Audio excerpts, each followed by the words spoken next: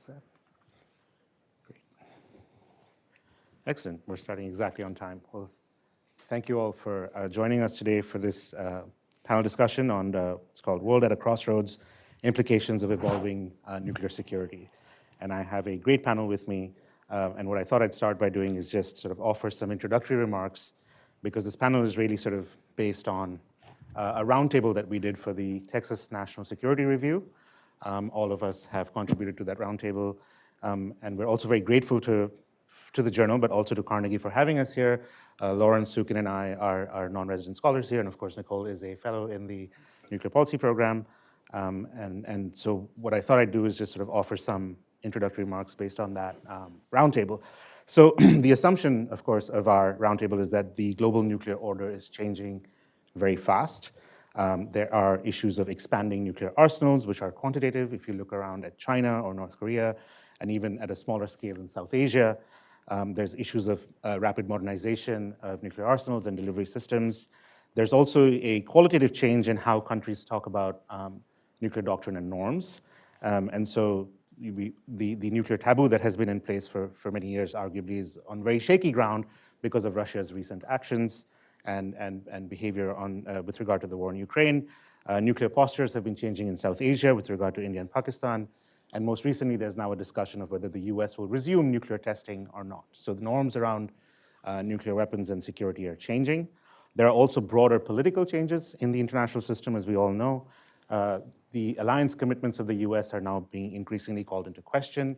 There are issues of the credibility of US guarantees that puts pressure on allies like Japan and Korea in their domestic politics to sort of tend towards nuclear proliferation.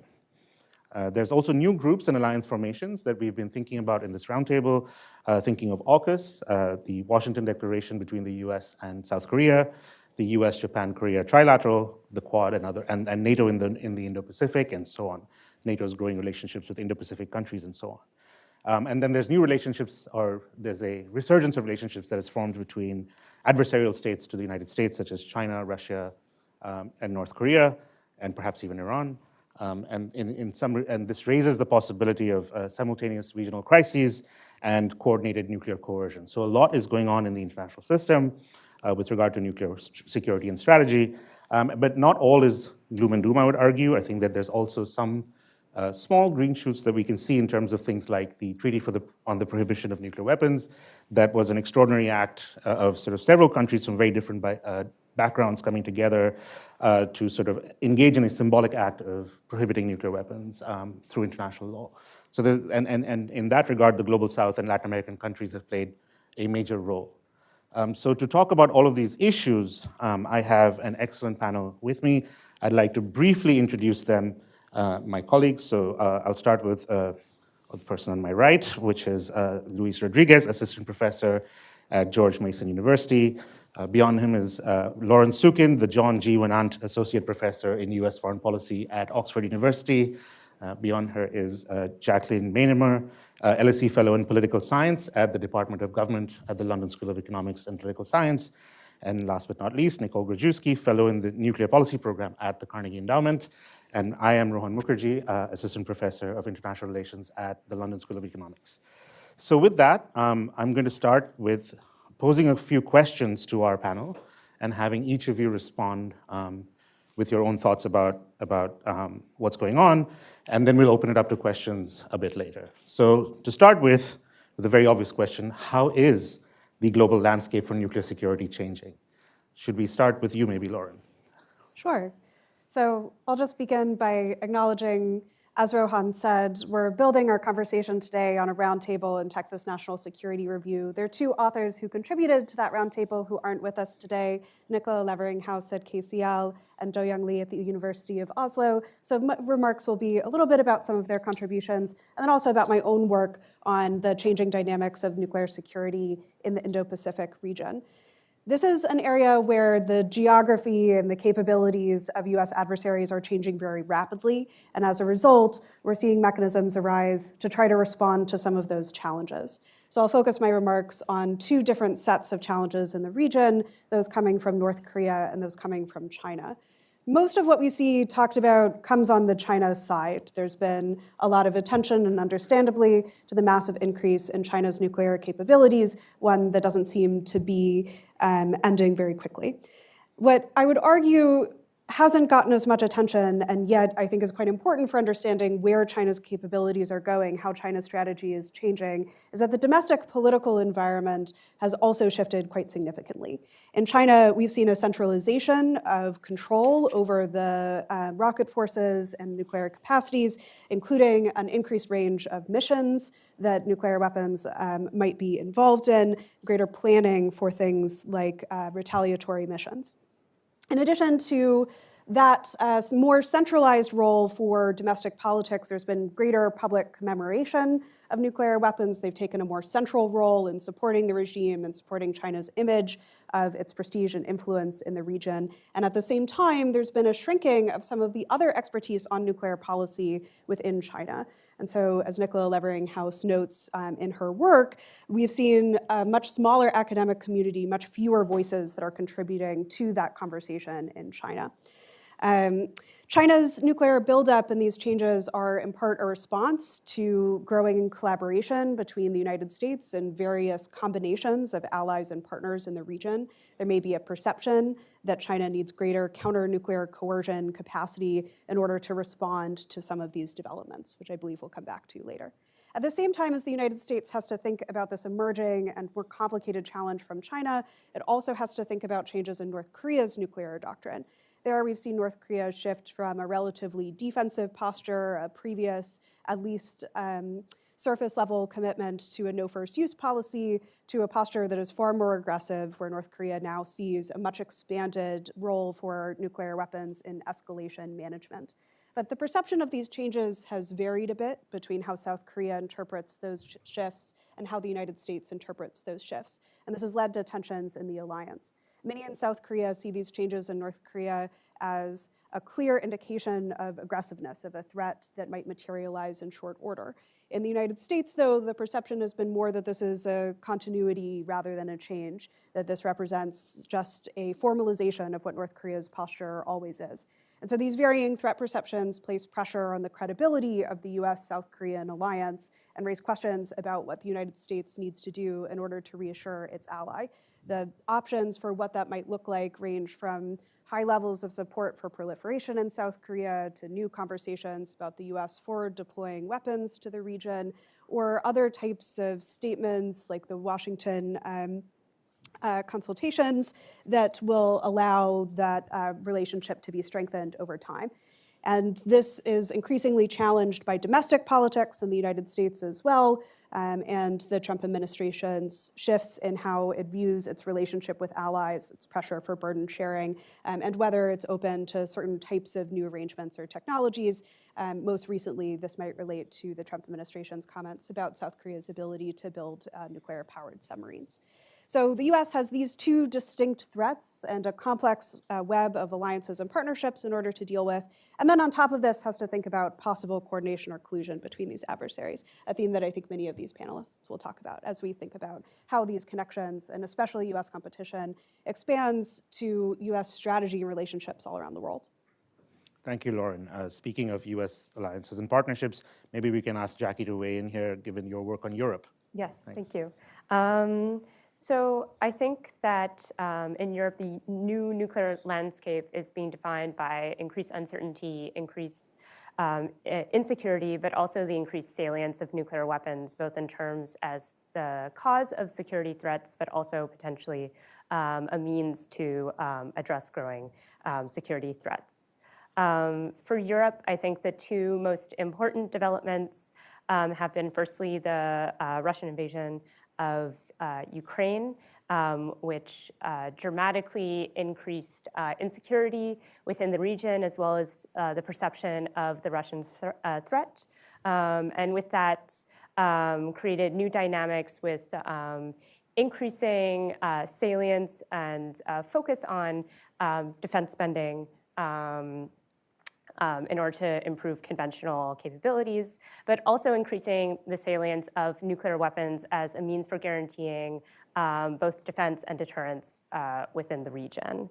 The second most important development, I think, is the increasing perception of the unreliability and perhaps even a hostility of the United States to European interest, as well as to NATO and NATO alliance commitments. And both of these dynamics have created an increased sense of European vulnerability, where there's this increased sense of insecurity, but also a growing fear that there's going to be a gap in capabilities in order to deal with that insecurity, both on the conventional side, but also on the nuclear side. And in my paper, I think about how these developments might influence US foreign nuclear deployments in Europe. So these are the 100 or so American B-61 bombs that are stationed in NATO allies based in Europe that are integrated in NATO's overall nuclear strategy.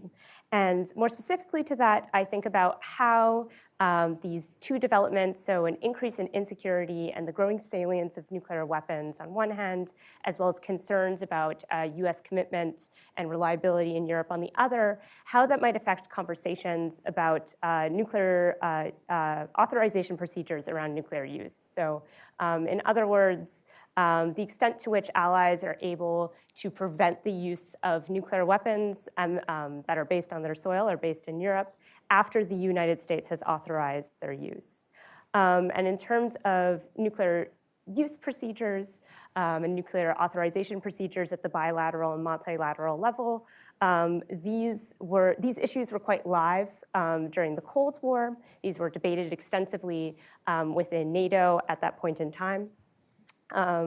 However, the fundamental issue between credibility and maintaining consensus was never really resolved. So the idea is that on one hand, allies have an interest in making sure that their views are taken into account before nuclear weapons are used from European soil or from their very own soil. So this creates incentives for them to push towards consensus. But obviously, if you sort of mandate consensus on nuclear use, that decreases their credibility, decreases the chance that they're actually going to be used, which can pose fundamental problems for deterrence. So these conflicting dynamics were never really resolved in the Cold War.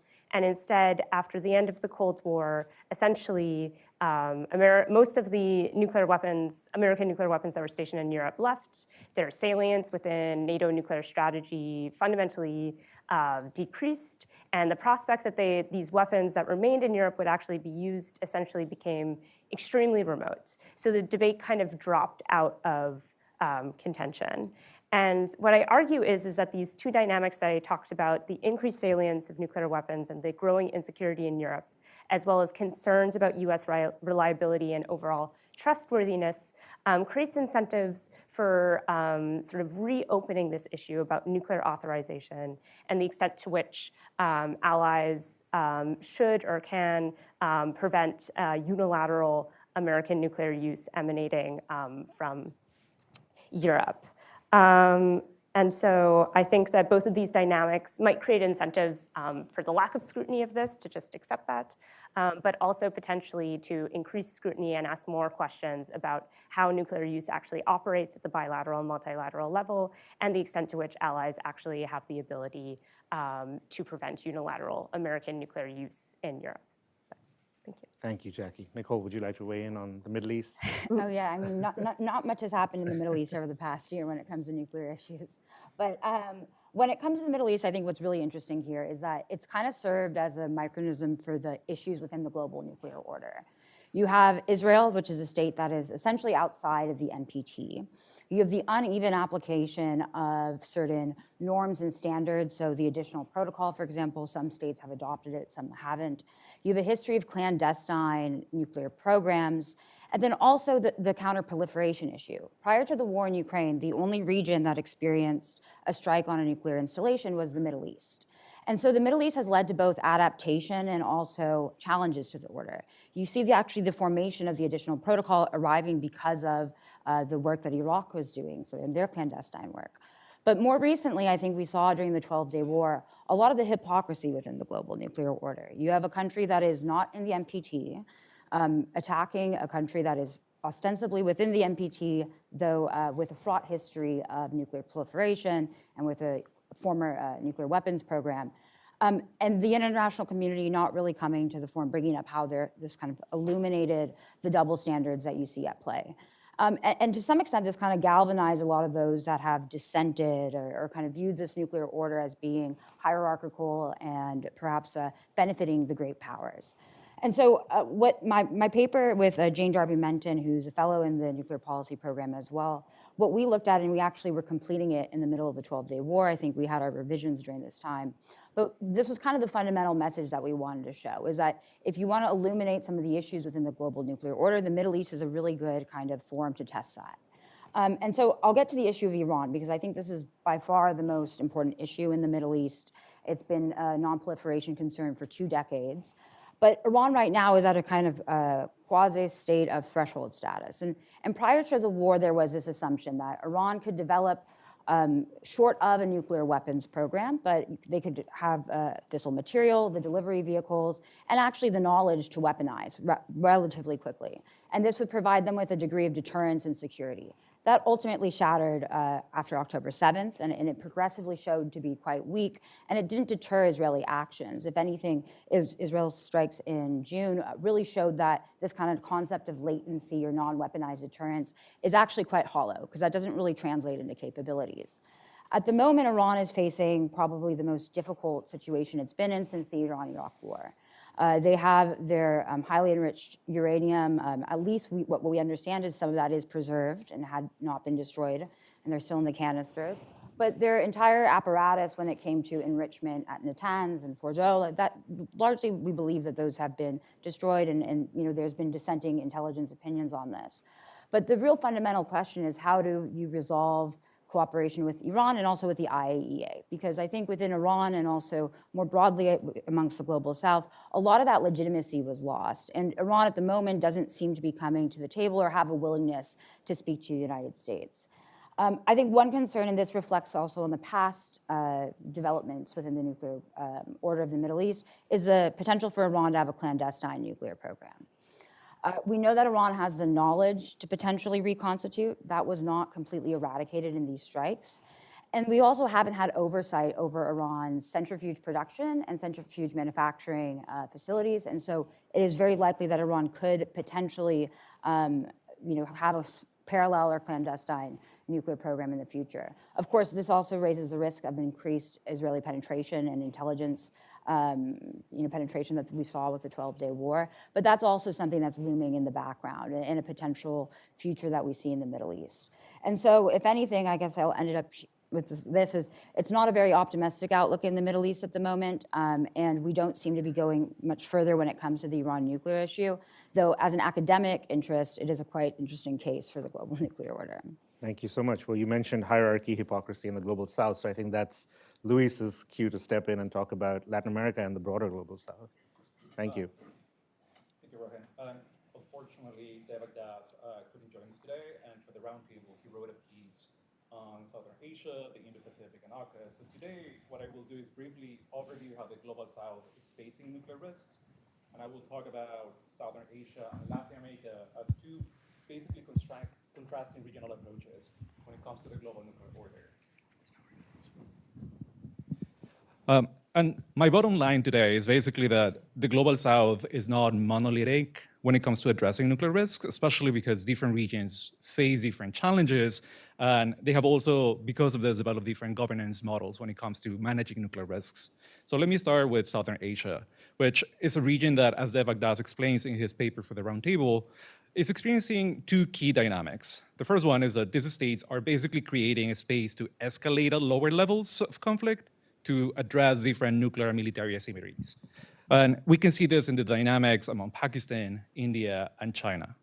And the second is that there is a cascade of what Devak Das calls reactionary vertical proliferation, starting with the US-China competition, flowing to India's response to China, and then finally Pakistan's response to India's modernization.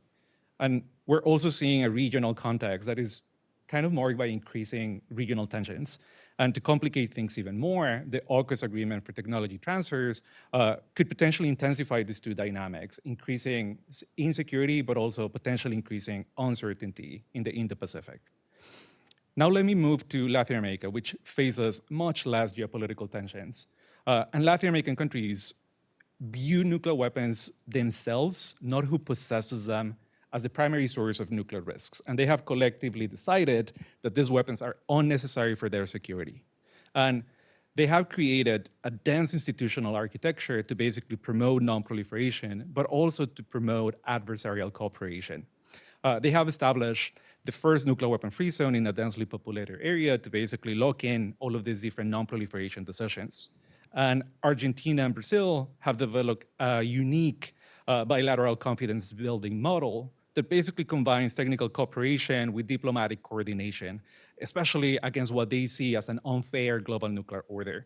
And they eventually created comprehensive verification practices that, even though they do not follow the additional protocol, at least have helped them manage some of their rivalries and avoid a potential escalation, especially during the military dictatorship years.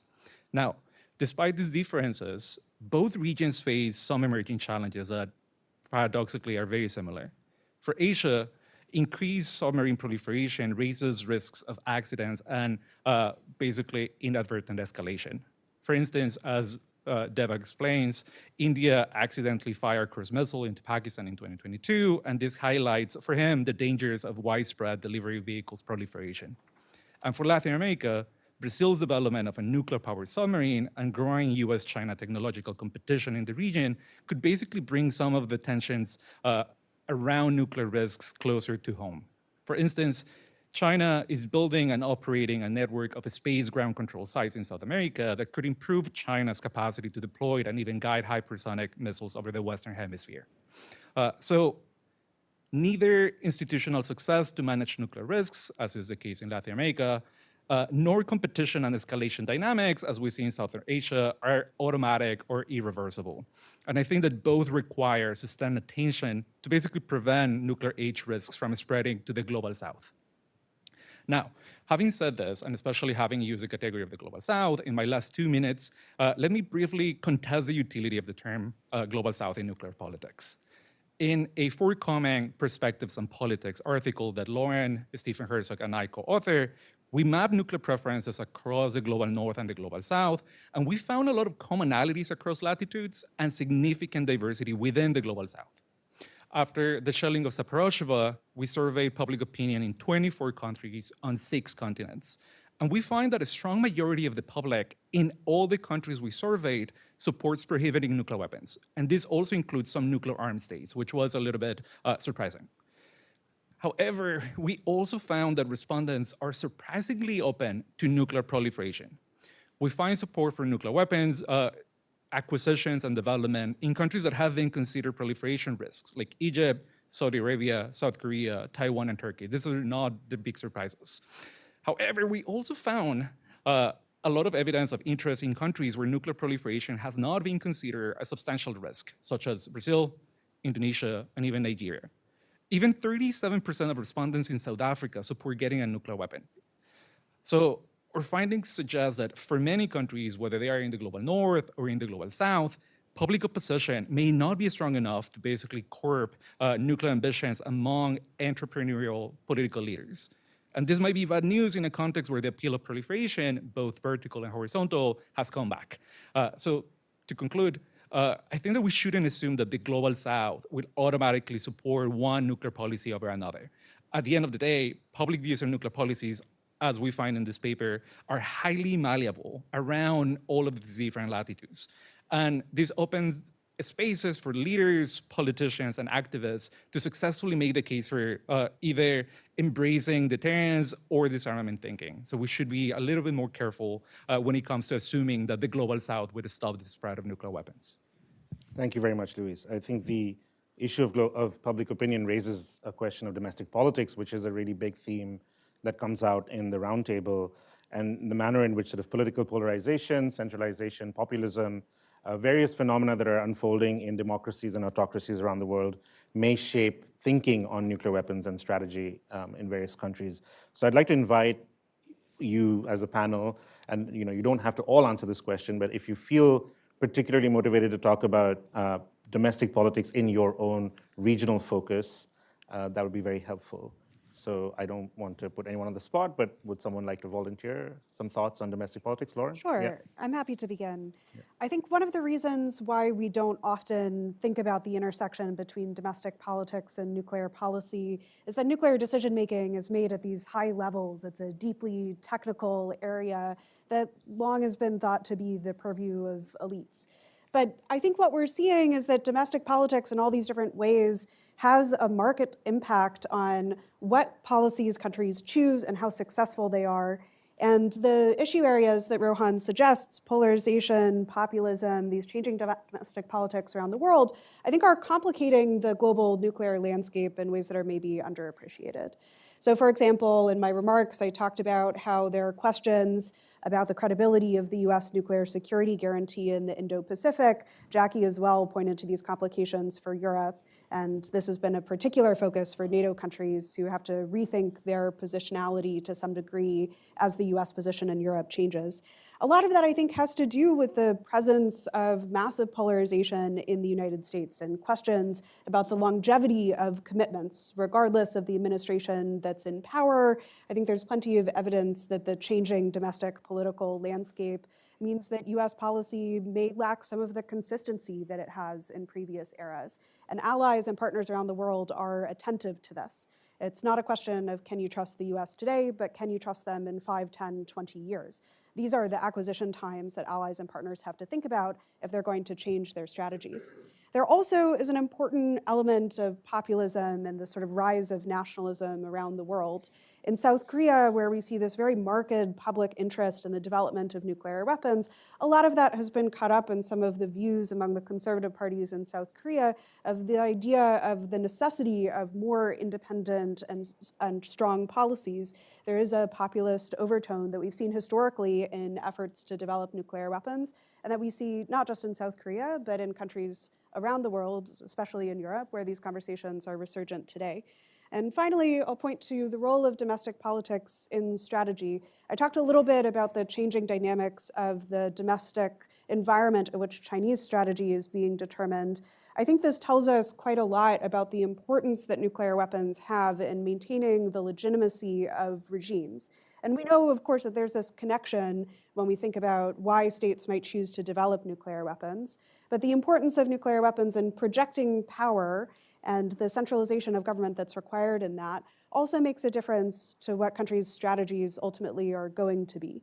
And we've seen the shrinking of a community that can provide input into what nuclear strategy might be. That also means that strategy has to align much more clearly and much more decisively with the goals of the government at any moment in time. There's less flexibility and less responsiveness in a world in which there's high centralization. Thank you, Lauren. Anyone else down the line? Luis? Yeah. I can take it. I'm going to be speaking from the Latin American context, which is a paper that I wrote for this roundtable. I think that there are three dynamics that I would pay attention when it. Yeah, so I'm going to be speaking about the Latin American context, and I think that there are three dynamics that I would pay attention to here. The first one is basically party polarization in some of these countries. In Brazil, for example, the ex-president Jair Bolsonaro's political party has been very open about criticizing Brazil's non-proliferation commitments. As an instance, for example, Brazil has signed, but it hasn't ratified the TPNW, and whenever it talks about ratifying the TPNW come, especially in the Brazilian Congress, Bolsonaro's party opposes us and basically keeps using this rhetoric that the global nuclear order is unfair and that maybe Brazil should get a nuclear weapon in order to protect its interests, especially from a potential adversary coming from the north, without naming who it could be. The second dynamic comes from Argentina, where we see basically a shrinking of both the knowledge and the capacity of the Argentinian nuclear enterprise.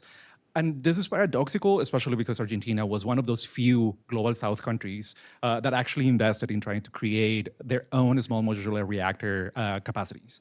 And here we have a country that was at the forefront in the global south of making this, basically cutting its nuclear enterprise.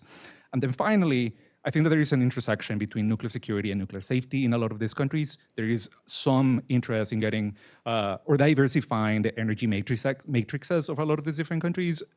But we see an intersection of basically low levels of state capacity in some of these countries and the different risks and challenges that are associated with building new nuclear power plants, for example. So I would pay attention to those three different dynamics domestically. Thank you very much. Jackie. If I could. For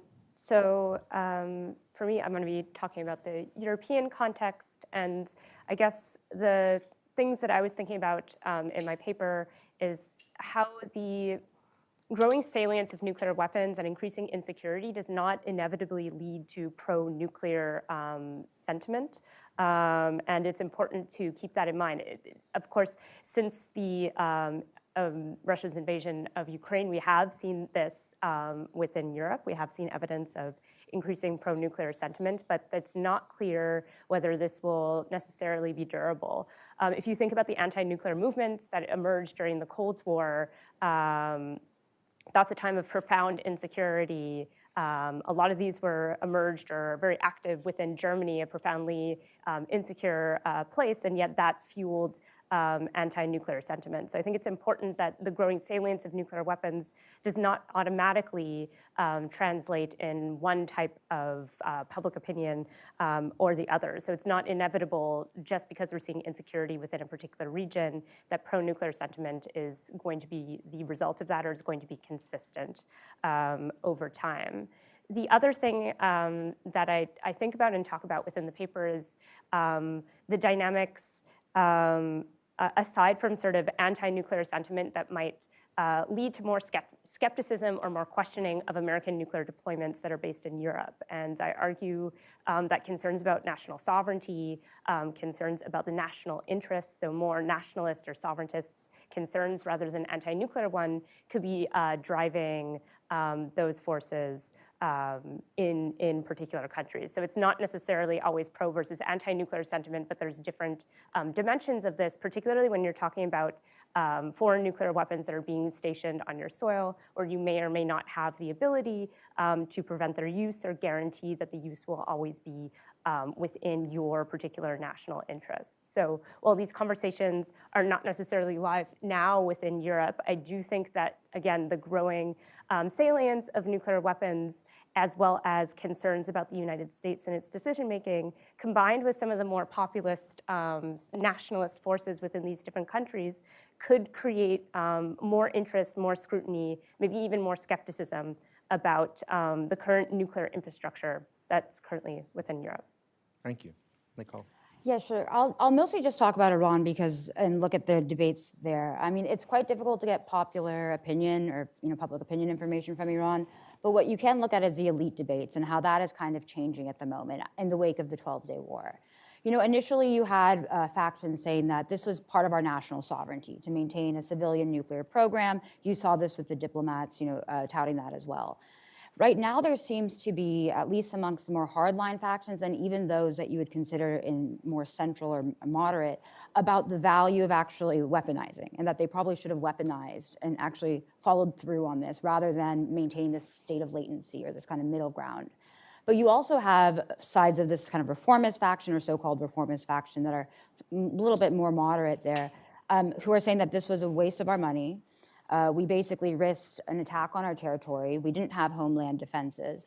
And so there's also that side where there's an emphasis on conventional capabilities. And this is actually occurring in live time right now, where there is a discussion about bolstering more of their missile-based deterrence in lieu of having this kind of nuclear threshold to fall back on. So there's a lot of discussions about the North Korea model in Iran right now amongst the elites. That seems to be the most appealing trajectory for them. But there are discussions about how they could have potentially done what the Indians did in a peaceful nuclear test, and how what right now, I guess, in Iran is what mistakes they made that led up to this intervention and this war. And there is a kind of a diversity of opinions there. But of course, it's hard to get reliable popular information. Thank you. If I could stay with you on that point about sort of public opinion and how people learn lessons from different parts of the world, right? So obviously, Russia-Ukraine is a big testing ground for a lot of normative change in the nuclear order.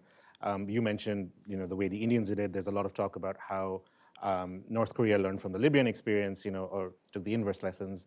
I was wondering if there's anything that you've noticed in terms of changing attitudes and norms based on salient events in the international order that you think are taking place, or even at the regional level in the Middle East. I mean, the war in Ukraine was a real juncture because it showed the real phrase within the global nuclear order. And I think this was already existing. But what you saw more frequently within the IAEA or within NPT review conferences is this kind of alignment with Russia and China, Iran, Syria at the time, Belarus, where they all pretty much voted together to kind of contest the legitimacy of the broader nuclear order.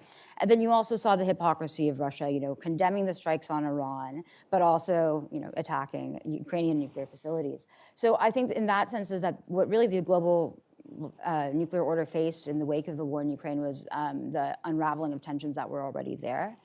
Within the Middle East, I mean, this was really not viewed as strongly as it was in the United States. I mean, I think that a lot of countries within the Middle East thought that this was a war for Europe, and it didn't necessarily have applicability to the region.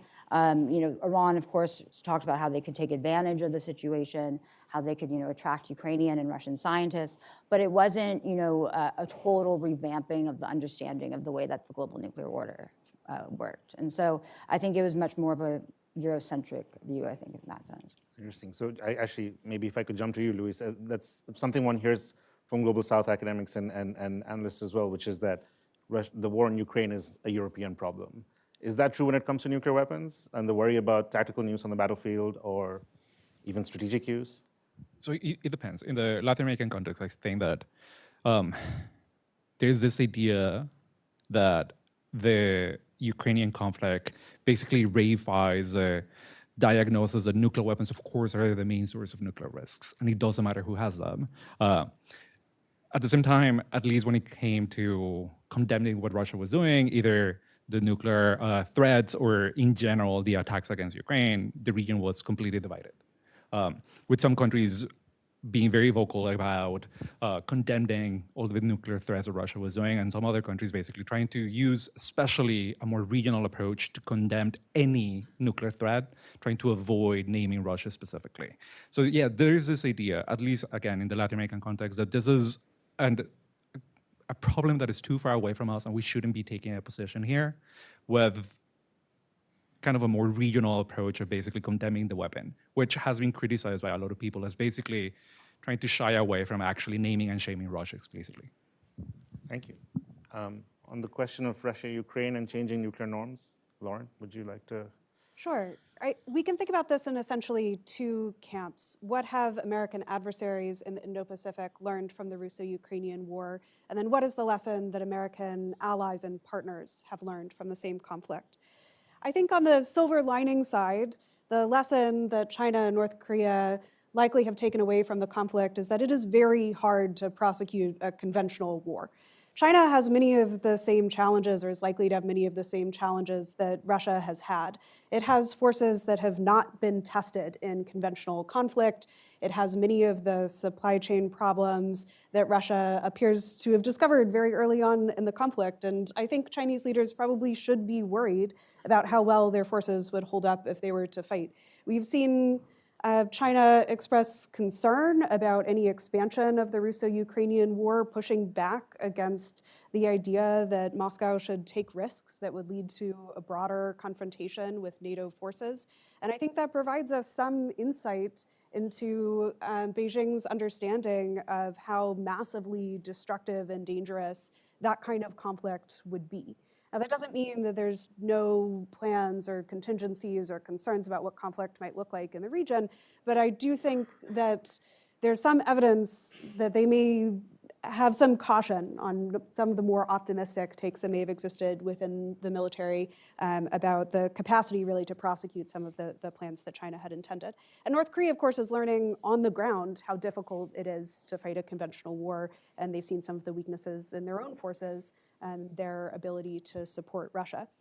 On the question of how have American allies and partners responded to the war, one of the concerns that we often saw talked about in the beginning of the conflict was, what will Taiwan think? Right? Here's another country that has a partnership with the US, but no formal alliance, that faces a threat from a nuclear-armed adversary. The US doesn't intervene, doesn't send forces on the ground to support Ukraine. So maybe the lesson will be that this would be the same for Taiwan. And I think we haven't actually seen that lesson be as prominent as many analysts worried that it would be. And I'm just going to talk about public opinion. Obviously, there are challenges with that. But in some of the work that I've done with Stephen Herzog, with Alexander Lenoshka, who work on similar questions around alliances and nuclear attitudes, what we find is that across the world, there's a lot of confidence in how the Americans handled the early days of the Russo-Ukrainian war. And a lot of that confidence has to do with the fact that the US was able to balance its demonstrations of resolve, its support for its partner, with caution, with not actually escalating the conflict. And these allies and partners around the world see the trade-offs between the US getting involved in a dangerous large-scale conflict in Europe and maintaining the ability to support their allies in other places. And so while this could have been an opportunity for US alliances and credibility to really take a huge hit, that doesn't seem to have been what materialized. But at the same time, even though we see, for example, public opinion in Taiwan maintain quite a lot of confidence in the US relationship, there is, I think, one concern that appears to be quite prominent across the region, and that's the idea that you might need nuclear weapons in order to deter nuclear threats. And so not only is there the question of public interest and proliferation in South Korea, as I talked about earlier, we also find, at least in public opinion polling, strong levels of interest in proliferation in Taiwan and now Indonesia, and consistent levels of interest, although right, it's below the majority threshold in Japan. And I think what this emphasizes is the need to figure out a way to reliably, over the long term, deal with the sharp nuclear threats that the region faces. That's not to say proliferation is the answer, but the fact that that conversation is there means the US needs to take the credibility of its extended deterrence seriously and the worries of its friends and partners in the region seriously as well. Thank you, Lauren. Jackie, would you? Yeah. So I've talked a bit about the effects of the Russian invasion of Ukraine, but specifically on the tactical nuclear weapons that are stationed in Europe. This conflict has dramatically changed the conversation around them. We have a lot more discussion about the importance of limited nuclear options in deterring the Russian threat to Europe and those weapons specifically. But prior to this, prior to the invasion, the conversation was more about the maintenance, or even if you go back a bit farther, pre-2014, even the withdrawal of nuclear weapons from Europe. And you don't really hear that anymore. And in fact, now we're having conversations about potentially increasing the number of tactical nuclear weapons that are based in Europe, or installing new nuclear weapons systems in Europe, or stationing them in different NATO allies. In fact, this past summer, there were reports that the United States had actually started to deploy or redeploy nuclear weapons in the United Kingdom, which it hadn't done since 2008. So we really see those dynamics changing. And so on the one hand, this again creates incentives to sort of, given the insecurity environment, not to really question authorization, since this is in line with what allies seem to want from the United States. This is a tangible sort of means, signal of US support and US presence in the region, specifically nuclear.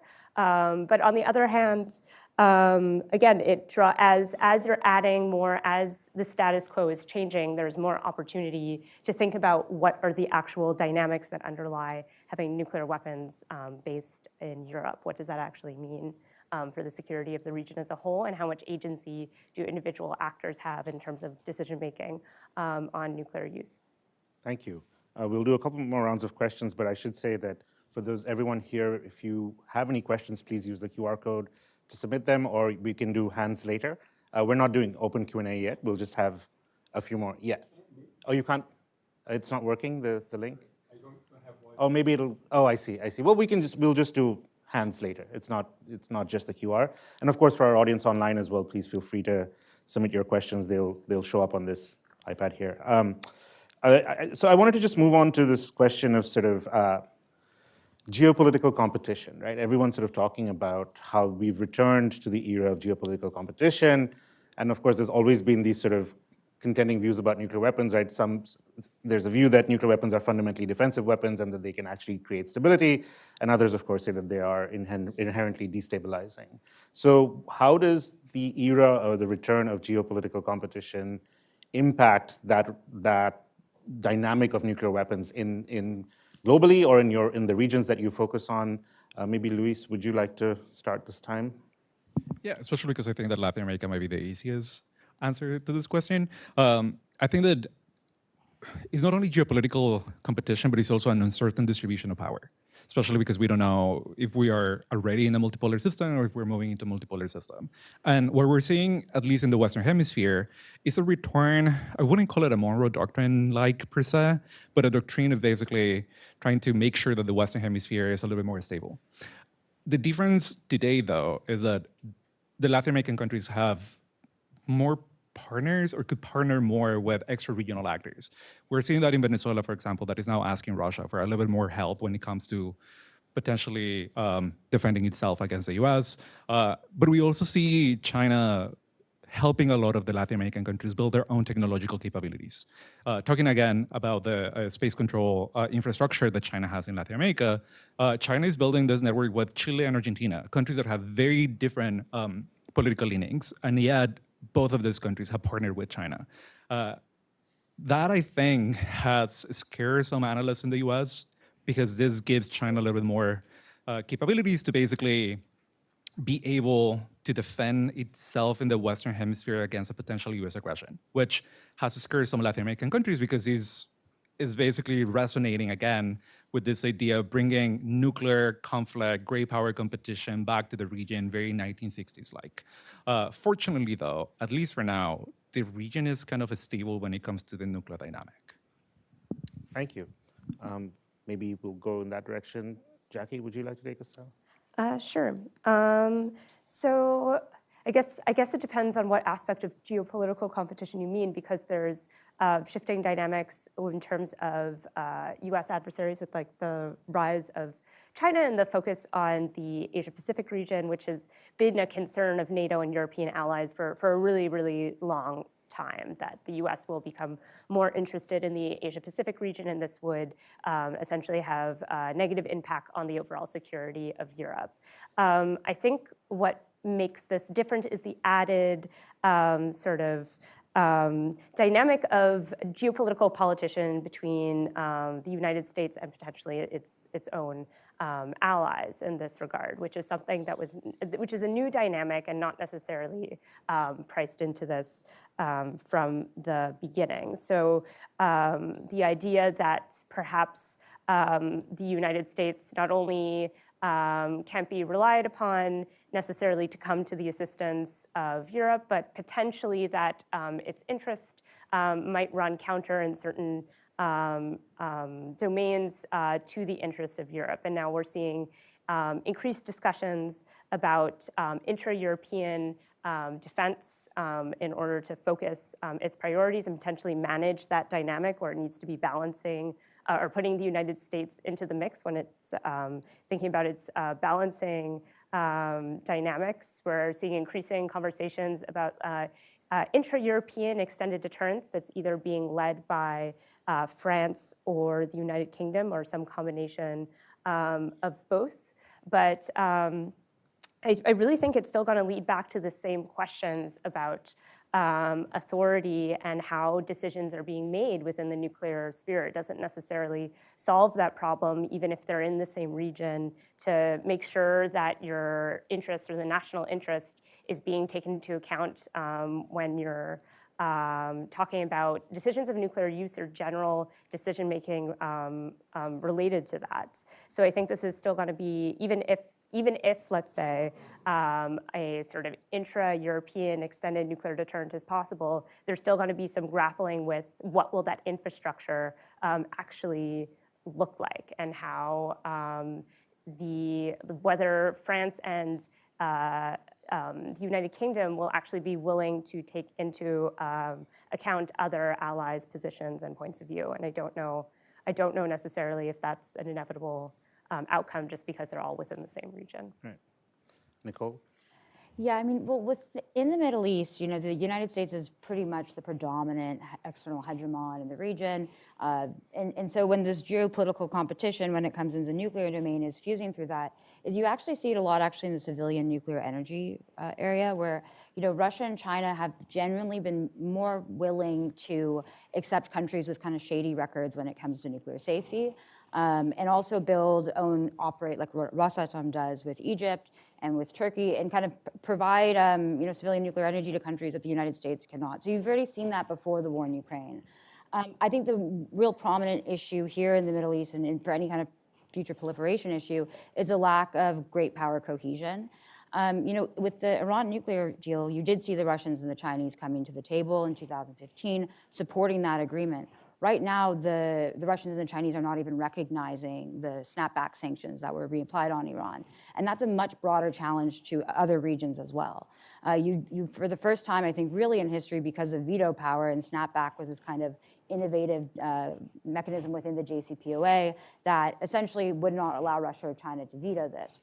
Well, they're not recognizing the sanctions that are on Iran right now. They're saying it's illegitimate and that Iran is in complete compliance. And so that poses a challenge for when there are other issues of proliferation, whether that be South Asia, whether that be East Asia, with, I think, ROK is a good kind of example or kind of parallel to this. So I think that lack of consensus is going to impact the region a lot more going forward. Thank you. Lauren, you can have the last word on this. I think underlying a lot of what we've talked about today is the so-called two-peer or three-body problem.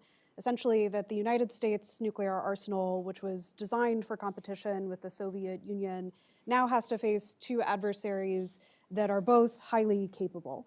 And so there are questions across multiple regions about whether the US force posture is sufficient and are there ways in which it needs to change. For Europe, as Jackie said, that means there are questions about whether the US will have to shift resources from the European theater to the Asia-Pacific if there were contestation with China. Where does that leave vulnerabilities? So there are questions about whether the US can handle the changing geopolitical competition, but there's also sort of a subsidiary question here of, is there some type of coordination or collusion even between US adversaries? And this is an idea that I think has gotten quite a lot of attention. But I want to say that even though we do see some degree of coordination, right? North Korea is sending forces to support Russia, very limited joint military exercises between China, Russia, and North Korea. I don't think there's strong evidence of true deep coordination. These are not countries that are allies in the traditional sense, in the sense that we might think of the United States and its Western allies as allies. At the same time, they are countries that have aligned interests in many ways, and they're countries that we've seen be opportunistic in world politics. And this presents a unique set of challenges for the United States in the nuclear domain. So to give an example, one challenge that American planners may have to think about in the Asia-Pacific region is what happens if there's a Taiwan contingency, there's competition between the United States and China that has exploded into some sort of outright crisis or conflict. It may not be the case that China and North Korea are coordinated such that they'll work together, but it may be the case, nevertheless, that North Korea would take that opportunity to advance its agenda. Right, and early in the Russo-Ukrainian war, we saw North Korea do this. There was a massive expansion in its attempts to test its missile capacity while the United States was distracted with conflict in another part of the world. And so whether there's direct collusion or there's simply opportunism, the geopolitical landscape that the United States and its allies have to deal with has become much more complicated. And in order to survive that, the United States will have to strengthen its partnerships around the world, but its partners will also have to strengthen their own independent capacity to deal with these challenges, not just because they're becoming more complicated, but because all of these countries' relationships with the United States are becoming more complicated at the same time. Thank you very much. So I will now take questions from the audience. I have some here from those of you who use QRs. Let's also do a few hands. So gentlemen over here, please. Thank you. Hi, Davis Winky from USA Today. My question's for you, Lauren. Sorry, people online. Hi, Davis Winke from USA Today. My question is about the pending deal for the ROK to develop its own nuclear-powered submarines. The big question mark on that still is what the fueling arrangement will be, and we know what President Lee was pushing for in the meeting with President Trump. Depending on how that fueling arrangement goes, what risks do you see there being for there being dual use for the fueling arrangement, whether it's to achieve true nuclear latency or maybe even provide the basis for a covert bomb program? I think the reality is that South Korea right now is very far away from having what it would need to have to develop nuclear weapons. But latency is a question of perception. The closer South Korea gets in both the technical realm, but the more it becomes a political issue, the more North Korea, China, other countries in the region will be concerned that South Korea might go down this route. And so it gets some degree of influence, regardless of what the ultimate arrangement is. There are, of course, questions about proliferation risks associated with nuclear submarines, but I don't think that's the only motivation here, right? South Korea has been pushing for this capacity for a long time. They've been very invested in conventional counterforce capacity. The submarines are part of their conventional force, their ability to supplement the other missions that they're aiming for, to be able to provide value to American forces in the region. All of these things together provide South Korea with both political and strategic motivations. I don't have a crystal ball. I can't tell you what the ultimate arrangement will be. But what I can say is that there's already been a slowdown in the AUKUS arrangement and the US ability to provide these resources to Australia. And so I don't think this is an immediate short-term problem, but it does raise, I think, broader conversations that we've all sort of hinted at today about the entanglement of capability development between one region, one partnership, and another. Thank you. Gentleman over there. Sorry. Can we collect a few questions? Hi, thank you. Mark Goodman, recently retired from the State Department. I'm now at the Center for Non-Proliferation Studies. And I want to ask, just to poke at this question, there is a very strong sense that there is increased salience in nuclear weapons. Several of you have said that. And I want to question that a little bit because it seems to me there's a lot of rhetorical salience, but not a lot of operational salience. And I wonder if, for example, that there were veiled threats from Russia, maybe attempts at coercion, but little indication other than maybe a little bit slower, more cautious approach that had much effect on the progress of the war effort. And no indication that it's deterring Ukraine from deep strikes into Russia when it has the opportunity. Similarly, I think there's a symbolic salience in the context of US, European, and Asian alliances that the nuclear deterrent is at the core of the security guarantee, but it's not clear operationally that it is what would guarantee security. So I'm wondering how you reconcile the difference between the symbolic rhetorical salience and the limited operational impact that I would posit at least, or at least ask whether you agree on that.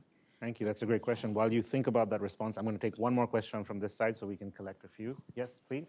Sorry, I think you need to wait for the microphone.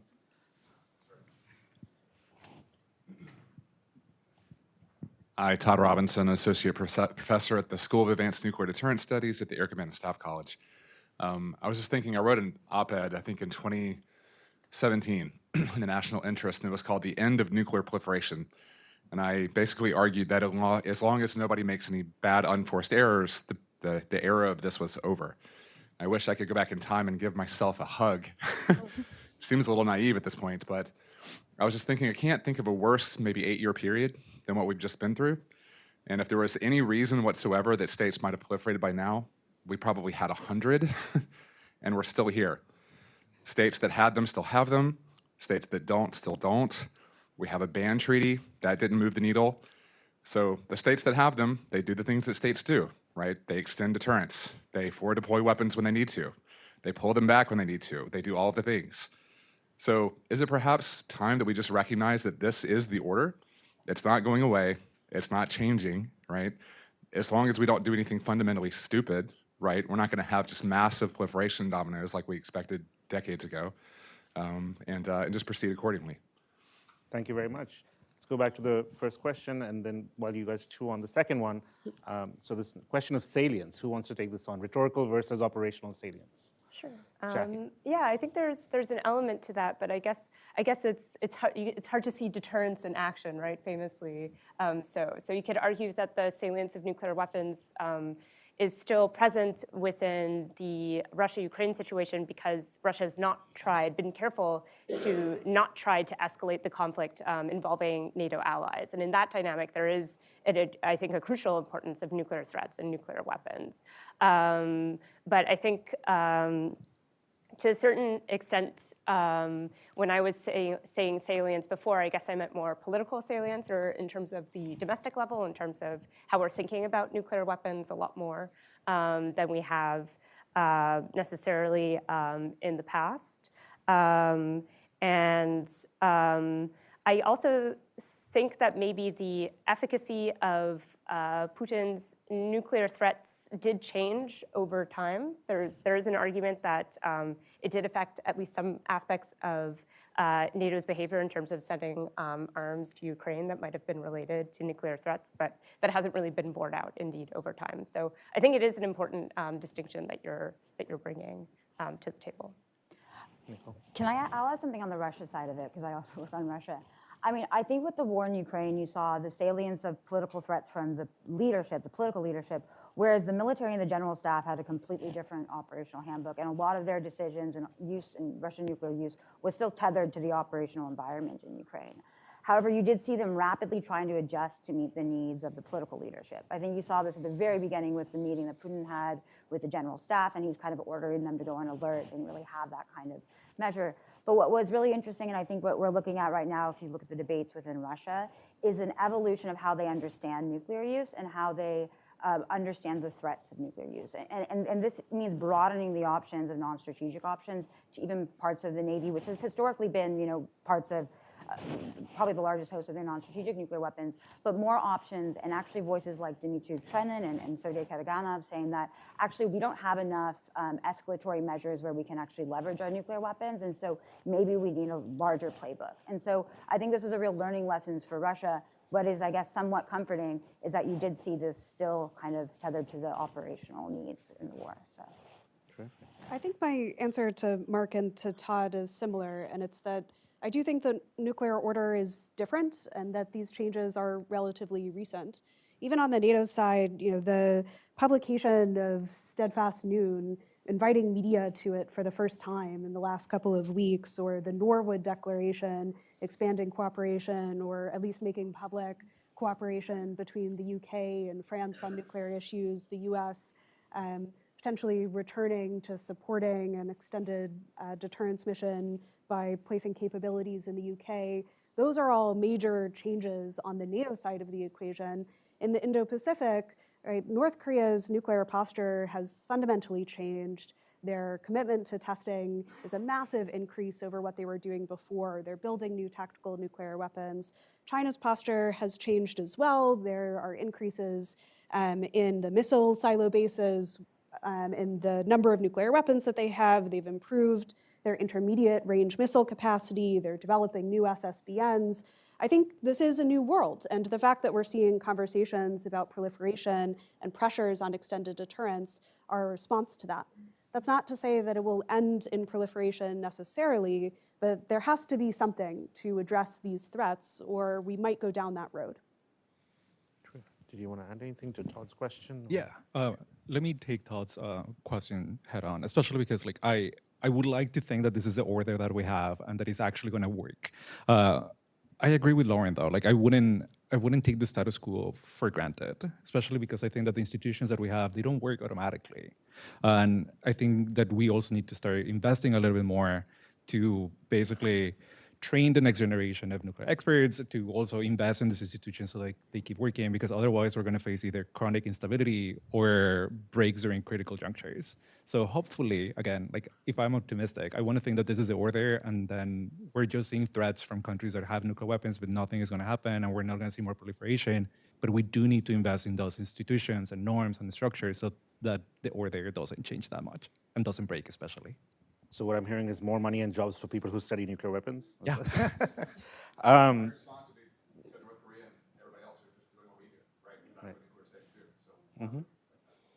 Yeah. Okay. I'm going to take a couple of the questions that we have here. There's one that I think, Nicole, you must get all the time, which is, do you think Iran will try to regain their nuclear threshold, go beyond their former level, or focus on conventional deterrence? I'm going to ask another question for the panel to consider, which is, what implications might the Trump administration's preference for burden sharing in its alliances have on extended nuclear deterrence and allied states' perceptions of nuclear security? So, Nicole, would you like to? Yeah, it's a real toss-up, because if you look at this like on balance in Iran, there is a real sense of insecurity and paralysis. And you saw this actually with the supreme leader going into the bunker, barely making public appearances, but then also the debate, and especially amongst the IRGC and those around him, about the utility of nuclear weapons, or at least a nuclear option. From what we see, at least right now with Iran, it really looks like they're focusing on their conventional deterrent. That doesn't mean that Iran doesn't have small laboratories where they're potentially working on some aspects that are related to weaponization. What was unique about Iran, and when it came to proliferation and this kind of quasi-threshold status, whatever you'd like to call it, was that a lot of the facilities where Iran was doing dual-use work or work that might be related to weaponization, that was under IAEA safeguards. And so what we might see, and I think one of the more likely scenarios is you might see Iran trying to retain that knowledge through more covert efforts that are dual use, and this was happening prior to the war, and then also going deeper underground. I mean, Iran built a lot of their missile production facilities above ground, which isn't that smart because they got targeted during the war. And so this growing interest is actually fortifying their facilities more and also going deeper underground like North Korea. I think that's what we're gonna see. I don't think that they've made a decision when it comes to their, whether they're gonna get a nuclear weapon, but I think they would like to have everything in place if they do make that decision. Great, thank you. So implications of the Trump administration's preference for burden sharing. And I want to pair that with one other question that we have, which is, which methods of reassuring allies in this new era of nuclear insecurity are fit for purpose? I think they do go well together. So who wants to take the US and its allies question? I guess that's basically what my paper is about. So I think I'm kind of Did you write these? No. obligated to. Like going in several directions. One thing that I guess is important to keep in mind about reassurance is there's several aspects to this. So there's reassurance that like the US has the capability and will intervene when allies need them, but there's also, I think, the aspect of reassurance that the US will not act outside of allies' particular interests. And I think both of those dynamics are actually really important to keep in mind. So the Trump administration's impression of burden sharing, I guess this is sort of alluding to wanting to take on more of a role within their own defense. And I think that the US in this regard, or the Trump administration in this regard, it kind of has like these countervailing incentives. On the one hand, given that there's all these concerns about US pullback and lack of US reliability, this creates the incentives for allies to essentially accommodate the United States and play along. It's, after all, also in their interest to increase taking on the burden if the US is becoming unreliable. So in that sense, to essentially just accommodate that and try to keep US presence within Europe as much as possible. But it also creates this second incentive in particular for the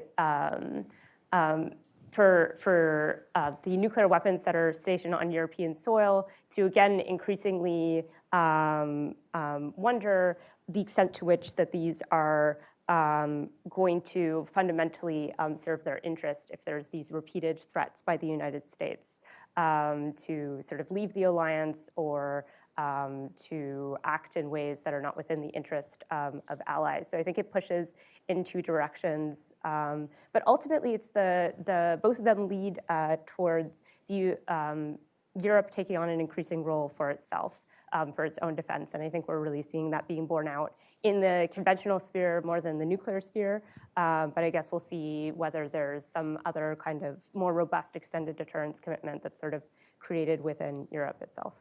Okay, Lauren, what might that look like? So I'll agree with a lot of what Jackie has said and just add a couple of small points. One of these is that on the burden sharing debates, US allies are coming to terms with this, and NATO in particular. We see countries working very hard to meet the new thresholds, and those are really a continuation of conversations that have been ongoing in NATO for a long time. The Biden administration had pushed for a 3% threshold. We now have the higher 5% threshold, but they're accounted for in slightly different ways that make them ultimately quite similar. The first Trump administration had pushed for burden sharing in the Asia-Pacific, and the way in which that had been done had created some alliance tensions. But those conversations have been carried through from the past administration, and I don't think burden sharing in particular is what's straining these alliances now, in part because, as Jackie said, there's been this realization that maybe the development of independent capacity is a good idea because the world has gotten more complex and these alliances have gotten more complex. There are lots of different ways to solve this problem, but the simple one that I will point to is consistency. If the Trump administration is changing its mind every couple of weeks on what the solution is for the Russo-Ukrainian war, it makes it very hard for Ukraine, much less NATO allies, to plan. And making clear that the US commitment to its longstanding partnerships is reliable and is not subject to fickle changes is, I think, the best thing that any administration can do to try to shore up confidence in its alliances. There's lots of other elements. The US could expand consultations. It could understand what its allies' threat perceptions are, try to meet them where it's at. There might be some capability solutions for particular challenges. But I think the real answer is that the US needs consistency, it needs coordination, it needs to recognize that its allies have threats that they currently can't deal with without the United States alliance, and that reliance creates a responsibility for the United States to continuously demonstrate the importance of these alliances to US security. I'm going to take more questions from the room. One over there and one on this side. Well, then two over here. Okay, sorry. I'll come back there. Yeah. Please go ahead. Oh, sorry. Microphone. Hi, thank you for your time today. Colin McCauley, I'm interning, NTI, former student of Louise. I have a question that's more on the energy side of things. There's a massive push, bipartisan push that's beginning now that's going to continue to grow for the scaling of reprocessing and of HALEUs, high assay low energy or low enrichment uranium. So it's going to take a long time for steel to get put in the ground and for these reactors to be figured out how to be made, but in 10 to 20 years, there's going to be a much larger commercial supply chain of fissile material. It's going to be a lot more plutonium laying around in the United States. So what kind of proliferation risks is that going to cause, especially with the amount of commercial partners that we're going to have for this? Because the United States has moved away from buying from Russia, and Russia's going to sell it somewhere, and what kind of dynamic is that going to create? Thank you. And gentleman over there, second question. We'll just take the glasses. Yeah, thanks. I'm Marshall Snow, a freshman at the George Washington University, and I was wondering, with the recent talks of Australia acquiring some nuclear submarines, can they be relied on to be a deterrence to the People's Republic of China in the Indo-Pacific, despite their economic interdependence? Thank you very much. All right, so Luis, maybe you want to answer the question from your former student? Of course. Great questions. That's George Mason education.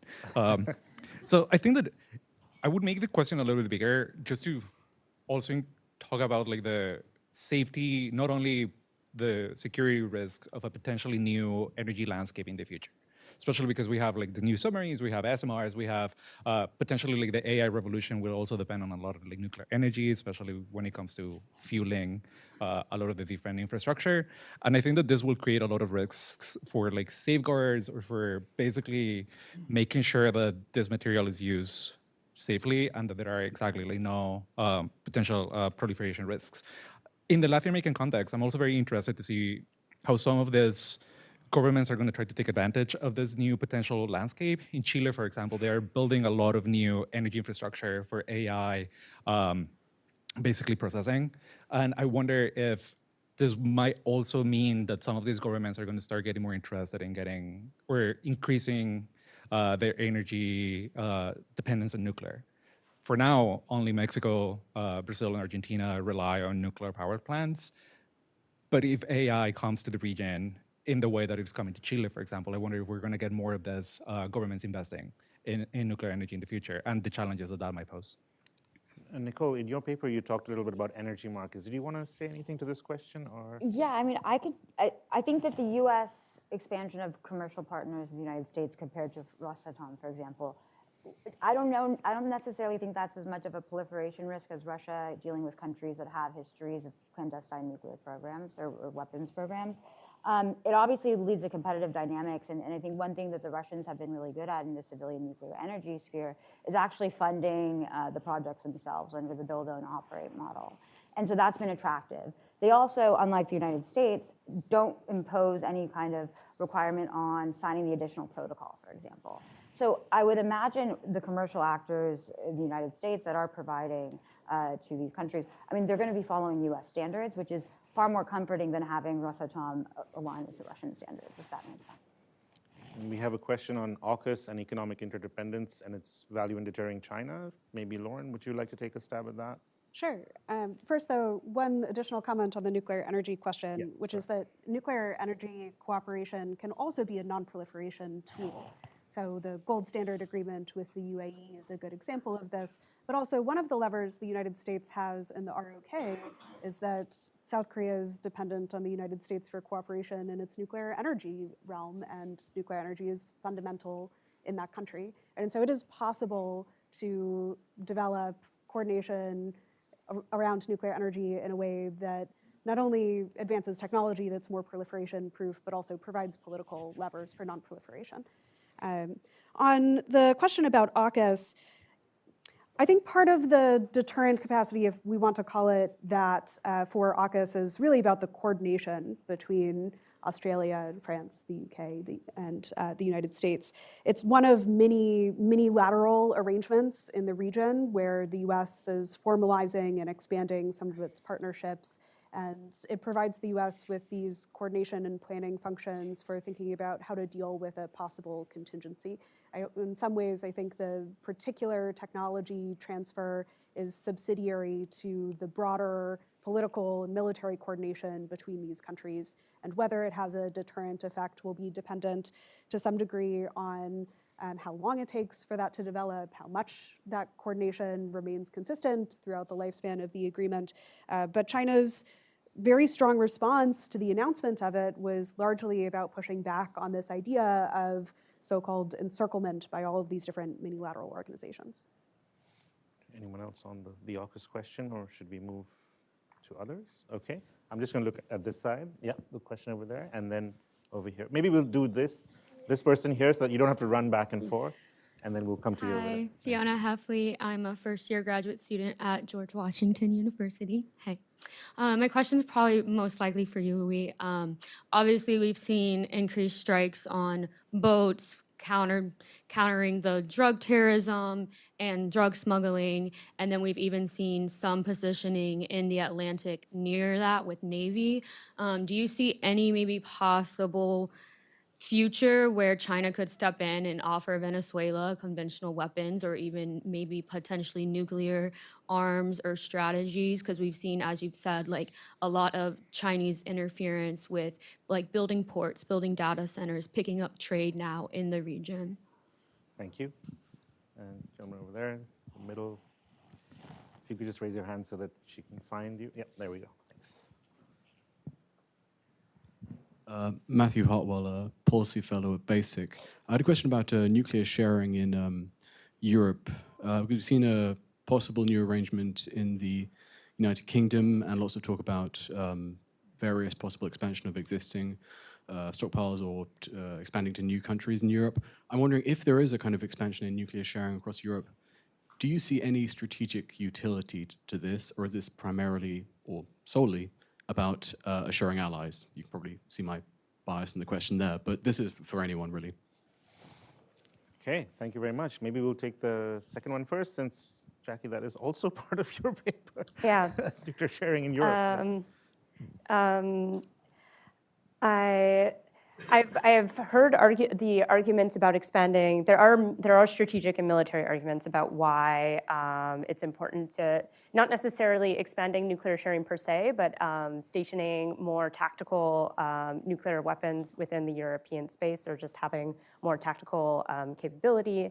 And that's about the ability to fight a limited nuclear conflict, particularly in a situation where Russia is contemplating a conventional conflict, particularly where it has local superiority.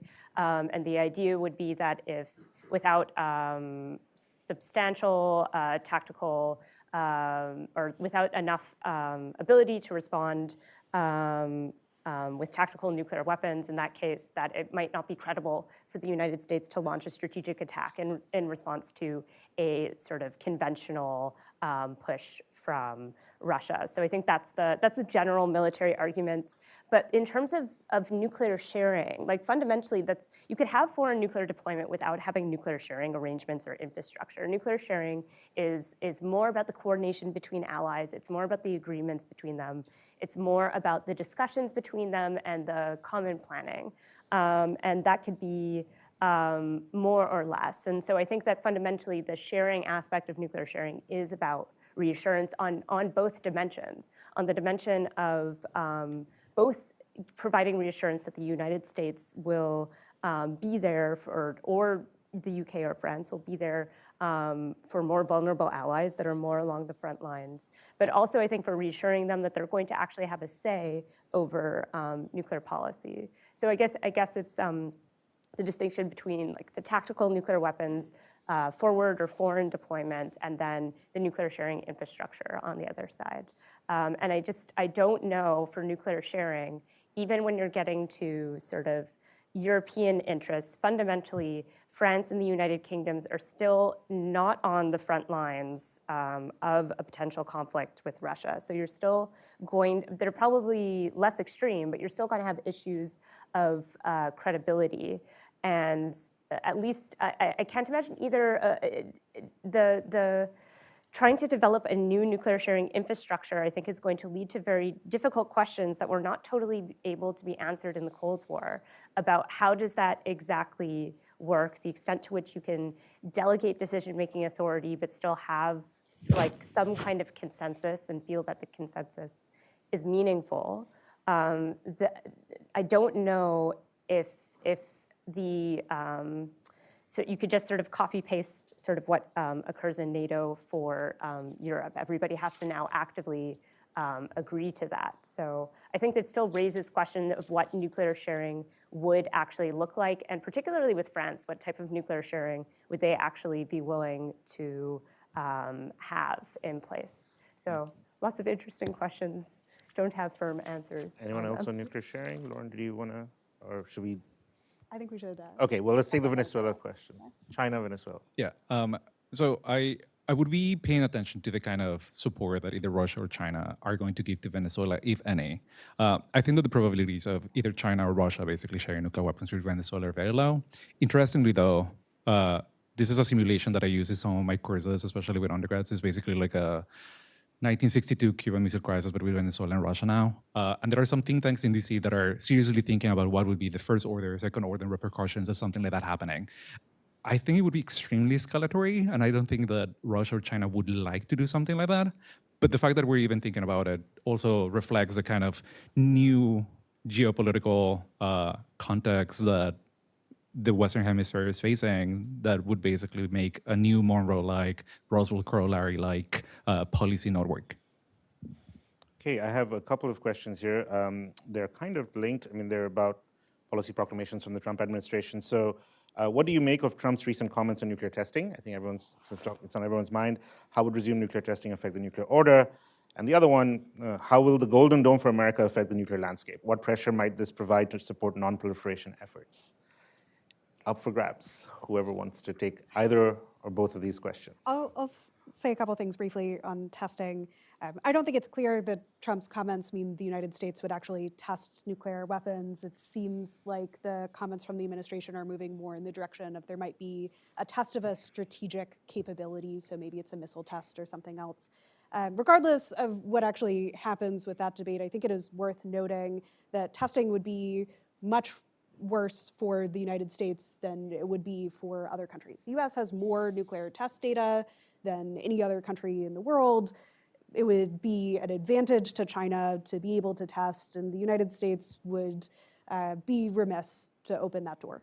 That's not to say that there are no logics for why the United States might want to test, but I think we have to think of this in a comparative framework where the US should not want to allow its adversaries to improve their nuclear capabilities through testing when the US doesn't have nearly as much of an immediate demand for this. On Golden Dome, similarly, I think if the US were to pursue Golden Dome, the immense cost of that program would put the United States at a disadvantage. The money that would need to be spent on Golden Dome would not be going into other military capabilities that would make more of a difference to the US deterrence and assurance capacity. And so in that sense, the US should be thinking comparatively about what the implications are, what are the trade-offs between its capacity and its adversary's capacity if it chooses to go down this route. Great. Any other thoughts? I can add a bit on the Trump comments and a little bit on Golden Dome from the Russian perspective. So what's interesting is these allegations, Trump's kind of coming up and saying that we're going to do this equally with the Russians and the Chinese. We're going to test our weapons just like they do. There's been a long-standing contention that both Russia and China are potentially doing hydronuclear tests. And this is very low yield, not a real nuclear test. There's non-explosive nuclear tests, but they do have a fissile reaction to them. That is maybe one of the ways to interpret it. It could also come in the context of the testing of the Poseidon and the Burevestnik a few days prior to that. I think I agree with what Lauren said as being more of a risk for the United States than for Russia and China, though there are those kind of allegations, and so that could be some suggestion at parity. I think the Golden Dome could be quite escalatory when it comes to Russian perspectives of this. This is kind of bringing back illusions of SDI. And you see the creation, and this has already been happening, of these kind of novel weapons that were a response to the ABM withdrawal, but also some of the revival of certain concepts that were formed during SDI. And I think the space-based nuclear capability that Russia potentially has, I think you might see more iterations of that, which they would call like space-to-space weapons. So that could provoke that. I think that's a big risk when it comes to Golden Dome. But we'll see if we can fund Golden Dome at first, I think. Terrific. Okay, we have just a few minutes left, so I'd like to just close by asking each of you to briefly tell us if there are any grounds for optimism. In every nuclear conversation, it's all doom and gloom, and as it should be, because we should be very worried about these questions. But do you find any reason to be optimistic about the future of the nuclear order? Luis, why don't you kick us off?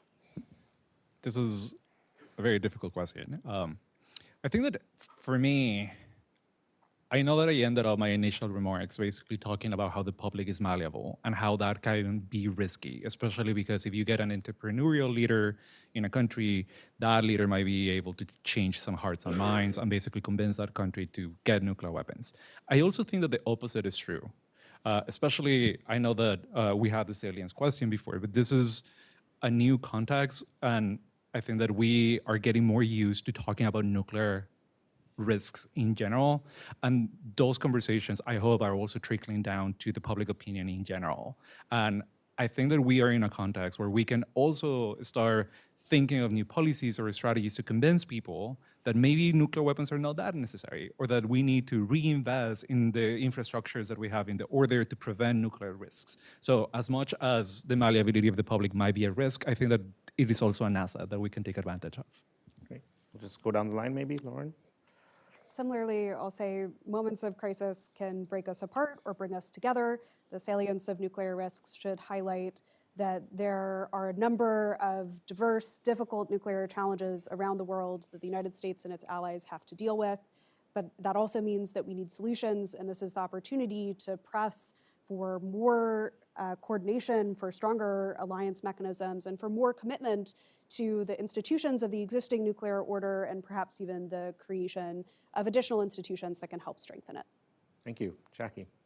Gonna go along the same lines. I think that the increased political salience of nuclear weapons hopefully creates incentives within the public to sort of question authorities, question the dynamics of certain strategy, question the wisdom of certain things that are being sort of said or taken for granted within the public. And I think that a lot of some of these changes, the increased salience of nuclear weapons, does create some groundwork for that. So like good public questioning of these types of things. Thank you.